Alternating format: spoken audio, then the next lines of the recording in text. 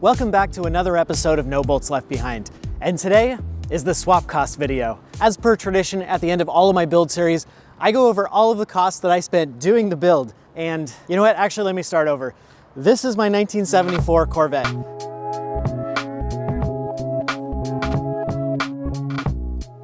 And I LS swapped this thing on an extreme budget. And I think you might be surprised just how cheap I built this car. All right, let's get started.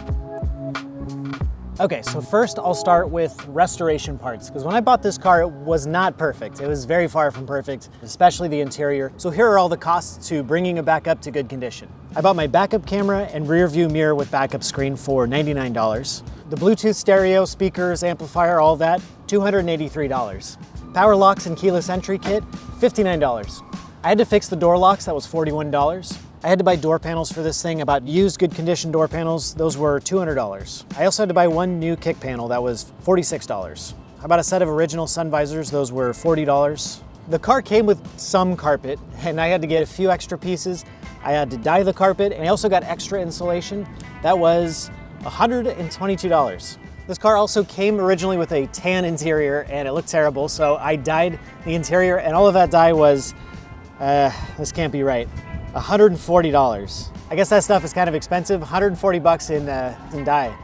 I bought a set of floor mats for $106. Seat heaters, $63. I had to get new seat upholstery. That was $336. I am starting to regret filming this in the middle of the city. That might have been a mistake. Bear with me. New convertible top, $309. I upgraded the original single lap belt seat belts to 3-point harness, and I used some F-body, like early 2000s Camaro rear seat belts for $55. I had to replace about half the car's weather strip for the convertible top and some for the windows. I spent $287 on that stuff. I bought used, original, but new to me, door glass and a few parts for the windows. That was $212. Radiator brackets were $39. The AC delete panel was $172, kind of expensive. I got a new set of rally wheels, 5 wheels and the trim rings and whatever center caps, because I wanted to get a full-size spare tire. Those were $502. 5 brand new tires, that was $731. I had to buy a used spare tire tub because those are very common to be deleted. That was $70. I got new front wheel bearings for $74. All of the parts to rebuild my front suspension, which included control arm bushings, tie rods, some ball joints, various things. That was all $223. I had to replace one brake caliper because it was leaking. $74 for that bad boy. And then I bought some miscellaneous interior and exterior stuff, so that was an extra $66. So the total for all of the restoration parts, $4,349. However, I did sell some parts to get some of that money back. So I sold the wheels and tires that this car came with, which were actually legitimate, like center line drag racing type wheels. I got 650 bucks for those guys. This car also came with a convertible hardtop, like a removable hardtop, original. I had no idea when I bought this car, but those things are worth a ton of money. I sold that thing for $1,400. So that means that my restoration cost was actually $2,299.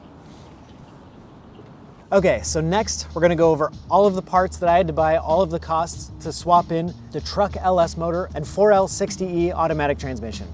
So new engine mounts and adapter plates were $57.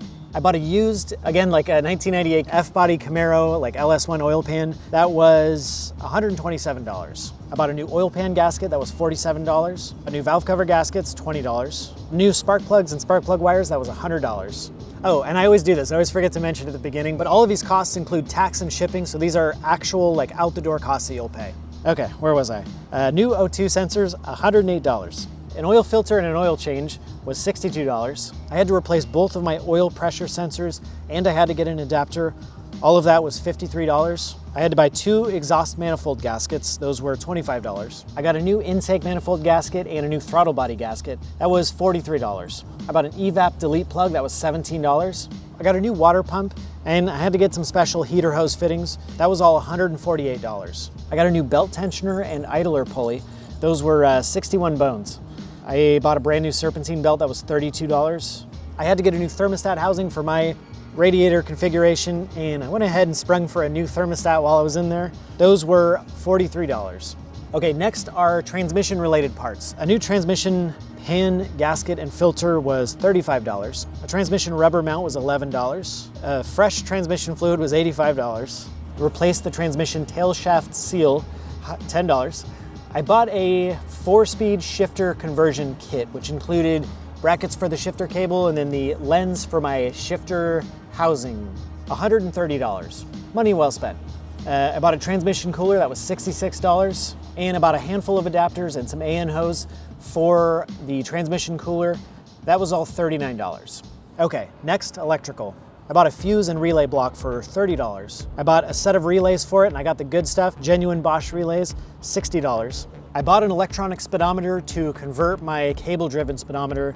That was $38. I did the same thing to my tachometer, and that was $61. And then I bought electric radiator fans, and I also used the F-Body LS1 Camaro Firebird fans. Starting to feel like this car is like half Camaro at this point. Those were $183, brand new. Okay, fuel system costs. I bought a whole bunch of fuel hoses and fuel fittings. All of that stuff was $179. I replaced my fuel hardline. That was $54. Fuel filter was 15 bones. And then I partnered with an awesome company, Tanks Inc., to set up a fuel injection gas tank with a Walbro in-tank pump. So they were nice enough to partner with me on this build and sponsor that part, but if you were to buy it, that would be $540. And then we have a few miscellaneous costs. I had to buy a new brake booster valve, $16. I bought a power steering pressure reducer shim kit. That was $18. I had to buy a heater hose H-pipe because LS engines supposedly like to have a constant circulation of your heater hoses, so that was $31. My air filter and intake tube was $57. And then for my exhaust, I partnered with Pipes, and they set me up with a very fancy full stainless steel with X-pipe and brand new mufflers, the full setup. This car has actually the nicest exhaust system of any of my cars. So for you to buy that kit, that would be $680. So that total comes out to $3,281. But of course, I sold a whole bunch of stuff that I didn't end up needing anymore because I LS swapped, and I got a lot of my money back. So I sold my original Turbo 400 transmission for $400. I sold the headers the car came with for $100. I sold my starter for $20. I sold the old exhaust system for $140. I sold my old gas tank for $40. And then I sold the original 350 small block, whatever, not running great, leaking a little bit of oil, but running okay, for $1,000. So that means that the actual grand total that I spent out of pocket to do this LS swap was $1,581. Of course, I'm leaving out one big part of this, which is the cost of the engine, transmission, the wiring harness, the computer, all of that stuff. And of course, like I do with all of my builds, I bought a running and driving car. I bought a 2003 GMC Yukon with 99,000 miles for $2,400. And then I sold every single part that I could that I didn't need off of that car. And I sold $2,563 worth of parts, which means that I actually profited $163. So I can't remember if I said this in my very first video of the series. I think I did. This car cost me $9,950. So that means the grand total for everything, restoration, LS swap, out the door, running awesome, almost 300 horsepower to the wheels, verified by a dyno test and episode number, I don't remember, is $13,667. Now, I always get this question for every swap cost video, it never fails. Somebody will comment, great, that's good, that's all of the parts, but how much would it cost for all the labor to do this? And the answer is $0. I have no idea how much it would cost to have somebody swap this for you. And honestly, there are very few people, in fact, I don't know anybody that I would trust to do an engine swap like this. So my advice to you, do it on your own. Get out there, wrench, look up YouTube videos. In fact, that's a huge part of why I do my YouTube videos and I do these swap cost videos, is to show you guys how to do it and to show you how cheap you can do it. You just gotta be crazy like me, put in a ton of work, and you can build a car like this too, I promise. Now, after doing this swap, I couldn't help but look back at my Mustang swap cost video. I bought this car for almost the exact same price that I bought my Mustang, and I did a very similar swap in that car. And it was a fuel-injected 5.0. It made less power than the LS, and it cost me, I actually forgot to write that down, but I'll put the real number right here, but I think it was something like $3,000. So do I regret installing a Ford 5.0 motor in my Mustang instead of putting an LS motor? Yes, I do. But that's okay, you live and learn. I'll see you on the next one.